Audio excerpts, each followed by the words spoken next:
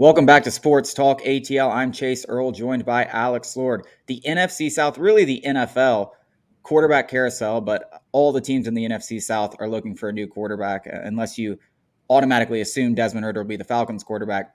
Began yesterday with the Saints signing Derek Carr, and I wanted to start off with that because they signed him to a 4-year, $150 million deal, $100 million guaranteed.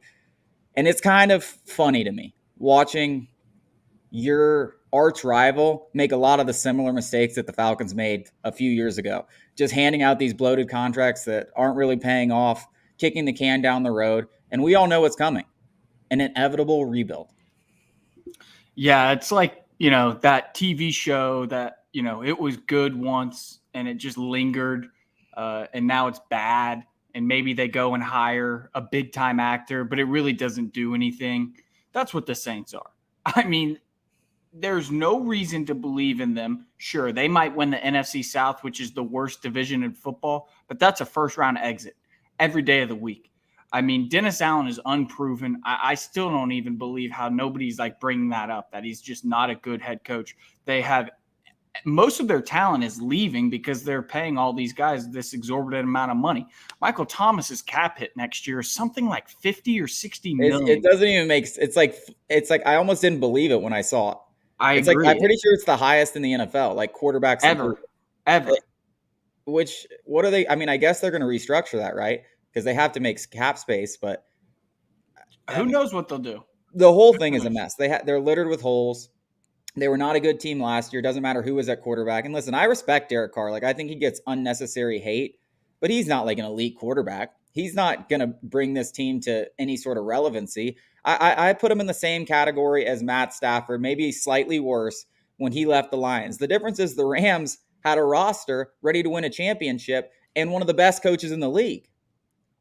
That's the difference. This isn't Sean Payton's Saints anymore, guys. This isn't, this isn't this super creative offense that Derek Carr is going to throw for 4,000 yards in.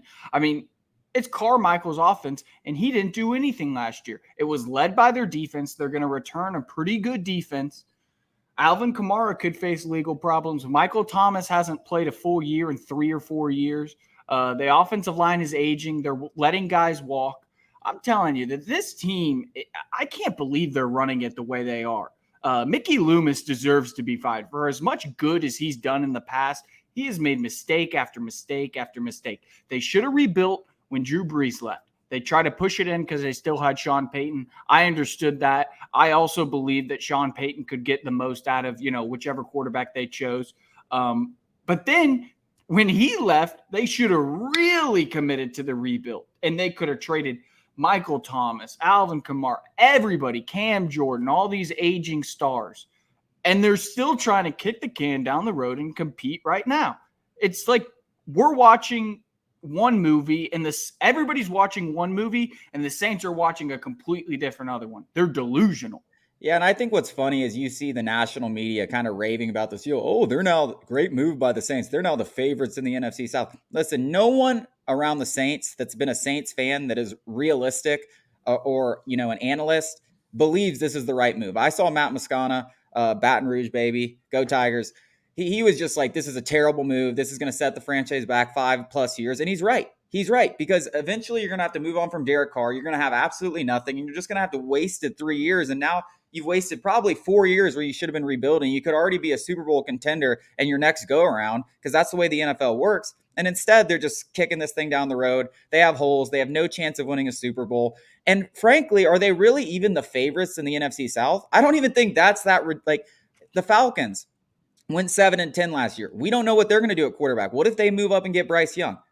Who's the favorites out of those two teams? I would probably give the Falcons a slight edge. The Panthers, if they go up and get their quarterback, they're probably the favorites in the NFC South. The Bucs, yeah, they're at least realizing where they are and committing to a rebuild, but that's just smart of them. That's what the Saints should be doing. So yes, you're guaranteed to be better than the Bucs next year. That's all this move did. And I think you were already better than the Bucs. So like, what are we really talking about here? And if the Falcons, let's get into our next topic, Lamar Jackson. It's the 4 p.m. Eastern deadline. He's going to be franchise tagged. What franchise tag does he get? And will the Falcons be interested? I think he's going to get the exclusive rights franchise tag. I don't think it's going to be non-exclusive because I think the Ravens know it would kind of be dumb to let other teams kind of determine where he goes. Because if some team offers him the fully guaranteed deal, which you're giving them the opportunity to do, I don't know if that will happen, but I wouldn't be shocked if someone did it. I think some franchise, and I don't think it'll be the Falcons, will give him that deal. And then you're in a really tough, as the Ravens, to accept less draft capital than you would have if you want to trade him before the season by giving the exclusive rights franchise tag. So I think he gets the exclusive rights, but that doesn't mean he won't be dealt. He'll just be dealt for more draft capital. Yeah, I agree with you. But even it doesn't even have to be the fully guaranteed deal that he's searching for.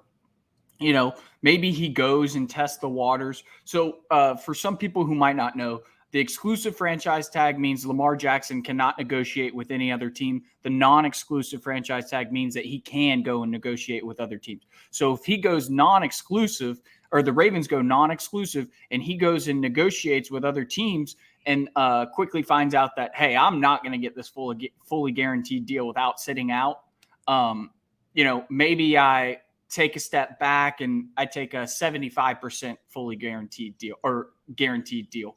And then at that point, that really puts the Ravens in a pickle because they're a well-run franchise, sports organization, period. I truly believe they're not lowballing Lamar Jackson. I truly do believe that. They've done most things very, very well in the past decade and even further back than that. I think that Lamar Jackson, if he can possibly negotiate with other teams, is going to quickly realize that his value isn't as high as he seems. With that being said, the NFL is probably colluding. They don't want, to make this Deshaun Watson thing a regular thing. They don't want these fully guaranteed contracts in the sport, and they will collude. If it protects their wallets, they will collude. Because it's the owners. And I think a lot of people don't realize how much power the owners have. They kind of think, oh, those guys are just like sitting back watching. Like, no, those guys are doing everything. They're the reason the league is run as it's run. The commissioner works for the owners. Like, there's this whole hierarchy that a lot of people I don't think realize when they don't watch the NFL as closely as me or you do. Let's stick a little bit more on Lamar Jackson and just why. I think there's two sides of this. All right, listen, Lamar Jackson in Atlanta would be absolutely electric. I mean, let's talk about just him being in Atlanta. Like, this city is starving for a quarterback, and they're starving for a quarterback with star power. That, like, he is box office, and this franchise hasn't had box office since Michael Vick was here. Listen, Matt Ryan was good. All that stuff was good. But if you're talking about box office, superstar power, they haven't had that since Vick left. And Arthur Blank wants that. I think there's two sides of this. One, it's going to be really hard with Lamar Jackson if you give up draft picks and give him a $50 million a year contract to build around with the way the roster is currently constructed. Is it impossible? No, but it's going to be really hard. But is it going to be really hard anyways? Probably. So it's almost like, do you want to give your chance where you have Lamar Jackson for at least 5 more good years and hopefully you can build one perfect roster around him with the assets that you have? Or do you want to continue searching for the franchise guy and maybe miss out 6-7 times like the Cleveland Browns and be stuck in this rut that you're in? So I think there's two sides to both arguments. Like, I really don't think it's one way or the other. Like, I'm not completely sold on Lamar to Atlanta. I get it would be super hard, but I also think it's going to be really hard to find the franchise guy anyways, and then you still have to build around him. Yeah, you're talking about the two hardest things to do in the NFL. Find a franchise quarterback and win a Super Bowl.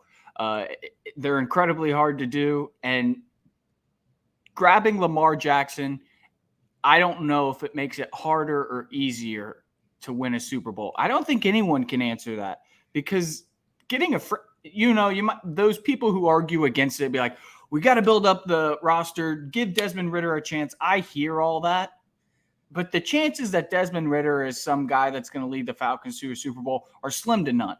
Let's be real.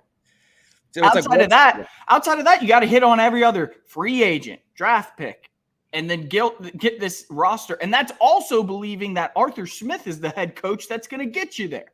There's so many moving parts to this that it's impossible to say one way or the other. I'll say this. I'll leave it like this.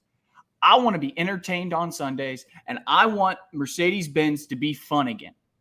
And Lamar Jackson does that. listen, But so does winning games. So that's my biggest issue. Listen, I don't think you can say either way either. So if we got Lamar Jackson, at least I know it's going to be a damn good Sunday every Sunday. I'm going to wake up, I'm going to be excited. We're going to be playoff contenders, potentially championship contenders. It's a good start. It's a damn good start. A lot better than we are right now.